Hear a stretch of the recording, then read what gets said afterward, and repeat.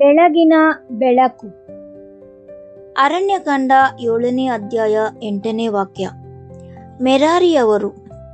ಗೆರ್ಷೋನ್ಯರ ಕುರಿತಾದ ನಮ್ಮ ಅಧ್ಯಯನವನ್ನು ಮುಂದುವರಿಸುತ್ತಾ ಅರಣ್ಯಕಾಂಡ 7ನೇ ಅಧ್ಯಾಯವು ಈಗ ಲೇವಿಯರ ಮುಂದಿನ ವಿಭಾಗದ ಕಡೆಗೆ ಸಾಗುತ್ತದೆ. ಮೋಶೆಯು ಮೆರಾರಿಯ ಸೇವೆಗಾಗಿ 4 ಬಂಡಿಗಳನ್ನು ಮತ್ತು 8 ಎತ್ತುಗಳನ್ನು ನೀಡಿದನು. ಮೋಶೆಯು ಮೆರಾರಿಯ ಸೇವೆಗಾಗಿ 4 ಬಂಡಿಗಳನ್ನು ಮತ್ತು 8 ಎತ್ತುಗಳನ್ನು ನೀಡಿದನು. ಅವರ ಎಲ್ಲಾ ಕೆಲಸಗಳು ಯಾಜಕನಾದ ಆರೋನನ ಮಗ ಇತಾಮಾರನ ನೇತೃತ್ವದಲ್ಲಿ ನಡೆಯುತ್ತಿದ್ದವು. ದೇವರ ಮಂದಿರವು ಒಬ್ಬ ನಾಯಕತ್ವದ ಅಡಿಯಲ್ಲಿ ನಡೆಸಲ್ಪಡುತ್ತಿತ್ತು ಎಂಬುದನ್ನು ಬೈಬಲ್ ನಮಗೆ ತೋರಿಸುತ್ತಿದೆ. ಪ್ರತಿಯೊಂದು ಗುಂಪಿಗೆ ಸ್ಪಷ್ಟವಾದ ಕರ್ತವ್ಯವಿತ್ತು ಮತ್ತು ಪ್ರತಿಯೊಂದು ಗುಂಪು ಯಾಜಕರ ಮೇಲ್ವಿಚಾರಣೆಯಲ್ಲಿ ಸೇವೆ ಸಲ್ಲಿಸುತ್ತಿತ್ತು. ಇದರಿಂದ ಪವಿತ್ರ ಕಾರ್ಯವು ಕ್ರಮಬದ್ಧವಾಗಿ ಮತ್ತು ಸುರಕ್ಷಿತವಾಗಿ ನಡೆಯುತ್ತಿತ್ತು. ಮೆರಾರಿಯವರು ಲೇವಿಯ ಕುಮಾರರಲ್ಲಿ ಒಬ್ಬನಾದ ಮೆರಾರಿಯ ವಂಶದವರು. ಲೇವಿಗೆ 3 ಪುತ್ರರಿದ್ದರು, ಗೆರ್ಷೋನ್, ಕೆಹಾತ್ ಮತ್ತು ಮೆರಾರಿ. ಆದುದರಿಂದ ಮೆರಾರಿಯವರು ಲೇವಿಯ 3ನೇ ಮಗನಾದ ಮೆರಾರಿಯಿಂದ ಬಂದವರು. ಮೆರಾರಿ ಎಂಬ ಹೆಸರಿಗೆ ಕಹಿಯಾದದ್ದು ಅಥವಾ ದುಃಖಿತ ಎಂಬ ಅರ್ಥವಿದೆ. ಈ ಅರ್ಥವು ಬಹಳ ಗಮನಾರ್ಹವಾಗಿದೆ, ಏಕೆಂದರೆ ಕಹಿಗೆ ಸಂಬಂಧಿಸಿದ ಹೆಸರಿನಿಂದ ಬಂದ ಈ ವಿಭಾಗಕ್ಕೆ ದೇವದರ್ಶನ ಗುಡಾರದ ಅತ್ಯಂತ ಭಾರವಾದ ರಚನಾತ್ಮಕ ಭಾಗಗಳನ್ನು ಹೊರುವ ಜವಾಬ್ದಾರಿಯನ್ನು ವಹಿಸಲಾಗಿತ್ತು. ಕೆಲವೊಮ್ಮೆ ಕಹಿಯಾದ ಅನುಭವಗಳನ್ನು ಉಂಡವರನ್ನೇ ದೇವರು ಹೆಚ್ಚಿನ ಭಾರವನ್ನು ಹೊರಲು ಸಿದ್ಧಪಡಿಸುತ್ತಾನೆ. ದೇವರು ನೋವಿನ ಇತಿಹಾಸವನ್ನು ವ್ಯರ್ಥ ಮಾಡುವುದಿಲ್ಲ.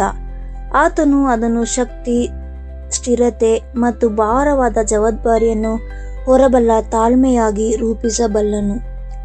ಮೆರಾರಿಯವರ ಕೆಲಸವು ಗೆರ್ಷೋನ್ಯರು ಮತ್ತು ಕೆಹಾತ್ಯರ ಕೆಲಸಕ್ಕಿಂತ ಭಿನ್ನವಾಗಿತ್ತು. ದೇವದರ್ಶನ ಗುಡಾರದ ರಚನಾತ್ಮಕ ಚೌಕಟ್ಟಿನ ಜವಾಬ್ದಾರಿ ಮೆರಾರಿಯವರದ್ದಾಗಿತ್ತು. ಅವರ ಕರ್ತವ್ಯಗಳನ್ನು ಅರಣ್ಯಕಾಂಡ 3ನೇ ಅಧ್ಯಾಯ ಮತ್ತು 4ನೇ ಅಧ್ಯಾಯಗಳಲ್ಲಿ ಪಟ್ಟಿ ಮಾಡಲಾಗಿದೆ. ಗೂಡಾರವು ದೃಢವಾಗಿ ನಿಲ್ಲುವಂತೆ ಮಾಡುವ ಭಾಗಗಳನ್ನು ಅವರು ಹೊರುತ್ತಿದ್ದರು. ದೇವರ ಮಂದಿರದ ಅಸ್ಥಿಪಂಜರದಂತಿದ್ದ ಭಾರವಾದ ವಸ್ತುಗಳನ್ನು ಅವರು ನಿರ್ವಹಿಸುತ್ತಿದ್ದರು. ಇದನ್ನು ಸರಳವಾಗಿ ಹೇಳುವುದಾದರೆ, ದೇವದರ್ಶನ ಗೂಡಾರವು ನಿಲ್ಲುವಂತೆ ಮಾಡುವ ಪ್ರತಿಯೊಂದು ಮೆರಾರಿಯವರು ಹೊರುತ್ತಿದ್ದರು. ಅಂದರೆ ಅದರ ಪಲಗೆಗಳು, ಅಡ್ಡಗಡ್ಡಿಗಳು, ಕಂಬಗಳು, ಪೀಠಗಳು, ಗೂಟಗಳು, ಹಗ್ಗಗಳು ಮತ್ತು ಅದಕ್ಕೆ ಸಂಬಂಧಿಸಿದ ಎಲ್ಲ ರಚನಾತ್ಮಕ ಉಪಕರಣಗಳು. ದೇವರ ಮಂದಿರದ ಭಾರವನ್ನು ಹೊರುವ ರಚನೆಯನ್ನು ಅವರು ಹೊರುತ್ತಿದ್ದರು.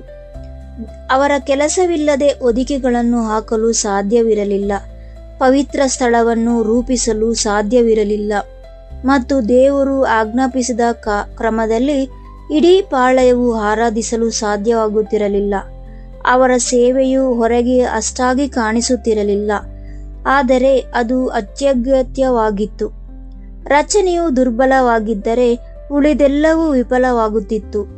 ದೇವರು ತನ್ನ ಜನರ ಮಧ್ಯೆ ವಾಸಿಸಲು ಅದರ ಅಡಿಯಲ್ಲಿ ಬಲವಾದ ಅಡಿಪಾಯದ ಅಗತ್ಯವಿತ್ತು. ಅದಕ್ಕಾಗಿಯೇ ದೇವರು ಅವರಿಗೆ ಹೆಚ್ಚಿನ ಸಾರಿಗೆ ಬೆಂಬಲವನ್ನು ನೀಡಿದನು. ಅರಣ್ಯಕಾಂಡ 7ನೇ ಅಧ್ಯಾಯ 8ರ ವಾಕ್ಯದ ಪ್ರಕಾರ, ಮೆರಾರಿಯವರಿಗೆ ಅವರ ಸೇವೆಗೆ ತಕ್ಕಂತೆ ಯಾಜಕನಾದ ಆರೋನನ ಮಗ ಇತಾಮಾರನ ಅಧಿಕಾರದ ಅಡಿಯಲ್ಲಿ 4 ಬಂಡಿಗಳನ್ನು ಮತ್ತು 8 ಎತ್ತುಗಳನ್ನು ನೀಡಲಾಯಿತು. ಇದಕ್ಕೆ ಕಾರಣ ಪ್ರಾಯೋಗಿಕ ಮತ್ತು ಸ್ಪಷ್ಟವಾಗಿದೆ. ಮೆರಾರಿಯವರು ಗೆರ್ಷೋನರಂತೆ ಬಟ್ಟೆಯ ಹೊದಿಕೆಗಳನ್ನು ಹೊರುತ್ತಿರಲಿಲ್ಲ. ಅವರು ಅತ್ಯಂತ ಭಾರವಾದ ಭಾಗಗಳನ್ನು, ಅಂದರೆ ಹಲಗೆಗಳು, ಕಂಬಗಳು ಮತ್ತು ಪೀಠಗಳನ್ನು ಹೊರುತ್ತಿದ್ದರು. ಇವು ಪರದೆಗಳು ಮತ್ತು ಹಗ್ಗಗಳಿಗಿಂತ ಬಹಳ ಭಾರವಾಗಿದ್ದವು ಮತ್ತು ಇವುಗಳನ್ನು ಹಾನಿಕರವಾಗದಂತೆ ಸುರಕ್ಷಿತವಾಗಿ ಸ್ಥಳಾಂತರಿಸಬೇಕಾಗಿತ್ತು. ಆದುದರಿಂದ ದೇವರ ಪೂರೈಕೆಯು ಆ ಭಾರಕ್ಕೆ ತಕ್ಕಂತಿತ್ತು. ದೇವರ ಸಹಾಯವು ಆ ಜವಾಬ್ದಾರಿಗೆ ಸರಿಹೊಂದುವಂತಿತ್ತು. ದೇವರು ಬೆಂಬಲವನ್ನು ಹೊರನೋಟ ನೋಡಿ ಅಳೆಯಲಿಲ್ಲ, ಆತನು ಬೆಂಬಲವನ್ನು ಭಾರಕ್ಕೆ ಅನುಗುಣವಾಗಿ ಅಳೆದನು. ಇದು ದೇವರ ಜ್ಞಾನದ ಬಗ್ಗೆ ನಮಗೆ ಒಂದು ಪಾಠವನ್ನು ಕಲಿಸುತ್ತದೆ. ಇತರರು ಕಾಣದಿದ್ದನ್ನು ದೇವರು ಕಾಣುತ್ತಾನೆ. ಜನರು ಹೆಚ್ಚಾಗಿ ಹೊರಗೆ ಕಾಣುವ ಕೆಲಸವನ್ನು ಪ್ರಶಂಸಿಸುತ್ತಾರೆ, ಆದರೆ ಎಲ್ಲವನ್ನೂ ಹಿಡಿದಿಟ್ಟುಕೊಳ್ಳುವ ಆ ಗುಪ್ತ ಕೆಲಸವನ್ನು ದೇವರು ಗೌರವಿಸುತ್ತಾನೆ. ಯಾವ ಹೊರೆಗಳು ಹೆಚ್ಚು ಭಾರವಾದುದೆಂದು ದೇವರಿಗೆ ತಿಳಿದಿದೆ ಮತ್ತು ಅದಕ್ಕೆ ತಕ್ಕಂತೆ ಅದನ್ನು ಒದಗಿಸುತ್ತಾನೆ. ದೇವರು ಹೆಚ್ಚಿನ ಬಂಡಿಗಳನ್ನು ಮತ್ತು ಎತ್ತುಗಳನ್ನು ನೀಡಿದಾಗ ಅದು ಪಕ್ಷಪಾತವಲ್ಲ, ಅದು ವಿವೇಕಯುಕ್ತವಾದ ಪೂರೈಕೆಯಾಗಿದೆ. ತನ್ನ ಮಂದಿರದ ಭಾರವನ್ನು ಹೊರುವವರು ದೇವರನ್ನು ಬಲಪಡಿಸುತ್ತಿದ್ದಾನೆ ಎಂದರ್ಥ.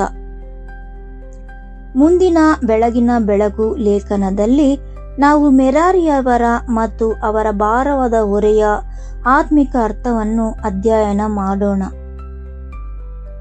ಪ್ರಾರ್ಥನೆ. ಓ ತಂದೆಯೇ, ಯಾರೂ ಸಮೀಪಿಸಲಾಗದ ಬೆಳಕಿನಲ್ಲಿ ವಾಸಿಸುವ ನಿನಗೆ ನಾವು ಭಕ್ತಿ ಮತ್ತು ಭಯದಿಂದ ಆರಾಧಿಸುತ್ತೇವೆ. ನಿನ್ನ ಮಂದಿರದಲ್ಲಿರುವ ನಿನ್ನ ಜ್ಞಾನ ಮತ್ತು ಕ್ರಮಕ್ಕಾಗಿ ನಾವು ಪ್ರತಿಯೊಬ್ಬ ಸೇವಕರಿಗೆ ಸ್ಪಷ್ಟವಾದ ಕೆಲಸವನ್ನು ನೇಮಿಸಿದ್ದಕ್ಕಾಗಿ ನಿನಗೆ ವಂದನೆಗಳು. ಭಾರಕ್ಕೆ ತಕ್ಕಂತೆ ಶಕ್ತಿಯನ್ನು ಮತ್ತು ತೂಕಕ್ಕೆ ತಕ್ಕಂತೆ ಸಹಾಯವನ್ನು ನೀಡಿದ್ದಕ್ಕಾಗಿ ವಂದನೆಗಳು. ಕೆಲಸವು ಗುಪ್ತವಾಗಿದ್ದರೂ ಮತ್ತು ಭಾರವಾಗಿದ್ದರೂ ನೀನು ನಮಗೆ ನೀಡುವುದನ್ನು ನಂಬಿಗಸ್ತಿಕೆಯಿಂದ ಹೊರಲು ನಮ್ಮ ಹೃದಯಗಳನ್ನು ಸಿದ್ಧಪಡಿಸು. ಕಹಿಯಾದ ಅನುಭವಗಳನ್ನು ಹೊಂದಿರುವವರನ್ನು ಸಾಂತ್ವನಗೊಳಿಸು ಮತ್ತು ಅವರ ದುಃಖವನ್ನು ನಿನ್ನ ಸೇವೆಗಾಗಿ ಸ್ಥಿರವಾದ ಶಕ್ತಿಯನ್ನಾಗಿ ಬದಲಾಯಿಸು. ನಿನ್ನ ಪವಿತ್ರ ಮೇಲ್ವಿಚಾರಣೆಯಲ್ಲಿ ನಮ್ಮನ್ನು ಇರಿಸು ಮತ್ತು ನಿನ್ನ ಜನರು ನಿನ್ನೊಂದಿಗೆ ವಾಸಿಸಲು ನಮ್ಮ ಜೀವನವನ್ನು ಉಪಯುಕ್ತವಾಗಿಸು. ಕ್ರಿಸ್ತನ ಹೆಸರಿನಲ್ಲಿ ಬೇಡಿ ಹೊಂದುತ್ತೇವೆ ನಮ್ಮ ಪರಮ ತಂದೆಯೇ, ಆಮೇನ್.